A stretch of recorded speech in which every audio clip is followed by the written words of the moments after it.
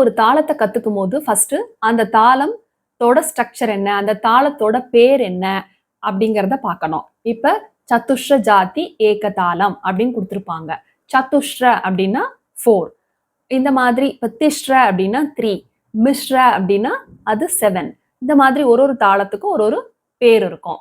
So அது ஏன் அப்படி மென்ஷன் பண்றாங்க அப்படின்னா, இப்ப நீங்க அதுல வரக்கூடிய லகு, திருத்தம், அனுதிருத்தம், இந்த மாதிரி அங்காஸ்னு சொல்லுவாங்க அத பேரு.